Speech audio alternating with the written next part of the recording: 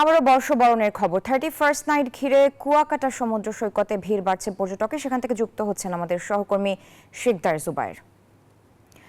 জুবায়ের, সমুদ্র সৈকতে এই মুহূর্তে পর্যটকদের উপস্থিতি কেমন দেখছেন এবং নতুন বছর ঘিরে আজ সেখানে কি কি আয়োজন রয়েছে আমাদের বিস্তারিত জানাবেন।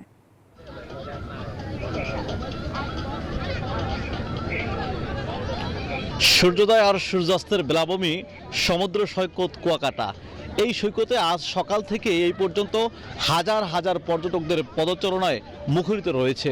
সৈকতের চারিদিকে রয়েছে হাজার হাজার পর্যটক।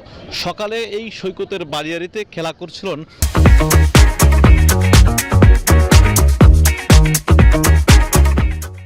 হাজারো পর্যটকরা। এখনও কিন্তু সৈকতে পর্যটকরা রয়েছে। বছরের শেষ সূর্যাস্ত দেখতে এই সৈকতে ভিড় জমিয়েছে পর্যটকরা।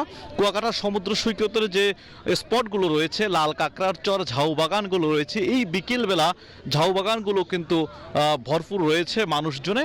সৈকতে যদিও বিকালে একটু পর্যটক সমাগম কম রয়েছে, যেহেতু তারা সূর্যাস্ত দেখার জন্য আরেকটু পরে এই সৈকতে আরও বেশি ভিড় হবে।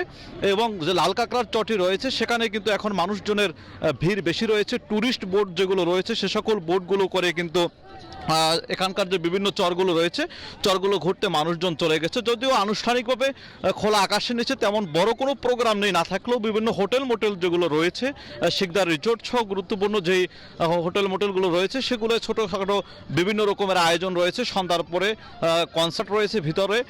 বাইরে প্রশাসনের নিষেধাজ্ঞা থাকার কারণে সেভাবে বড় ধরনের কোনো আয়োজন করেনি। এবং এখানকার যে প্রশাসন রয়েছে, টুরিস্ট পুলিশ আমাদের জানিয়েছেন পর্যটকদের নিরাপত্তা সর্বোচ্চ প্রস্তুতি তাদের রয়েছে। বিশেষ করে পদ্মা সেতু হওয়ার পর থেকেই কুয়াকাটায় প্রতিনিয়ত পর্যটক সমাগম অনেক বেশি থাকে।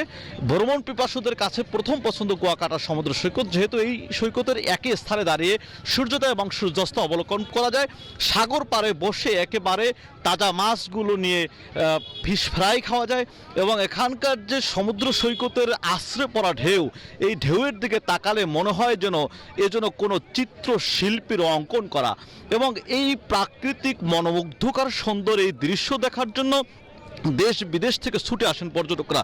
কিছুক্ষণ পূর্বে আমরা এই সৈকতেই দেখেছিলাম যে বিদেশি পর্যটকদের আনাগোনা, তারা ঘুরছেন। আমরা তাদের সাথে কথা বলারও চেষ্টা করেছি।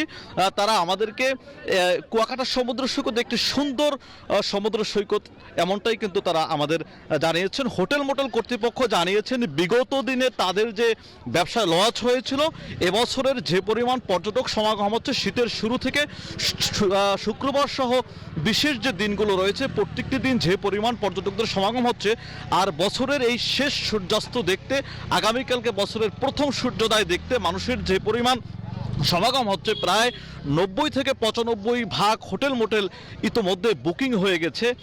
এখানকার যারা রয়েছে তারা আমাদের ব্যবসায়ীরা জানিয়েছেন যে বিগত বছরগুলোর চেয়ে এবছরে পর্যটক সমাগম একটু বেশি রয়েছে এবং তাদের বিগত দিনের লস তারা পুষিয়ে উঠতে পারবে। এই সৈকতে আজ কিছুক্ষণ পরে সূর্যাস্ত দেখবে। এতটুকুই ছিল আমার কাছে এই মুহূর্তে সবশেষ। আমরা চলে যাব স্টুডিওতে। সারা জুবায়ের, আপনাকে ধন্যবাদ। দর্শক, কুয়াকাটা সমুদ্র সৈকত থেকে যুক্ত ছিলেন সহকর্মী শিকদার জুবায়ের।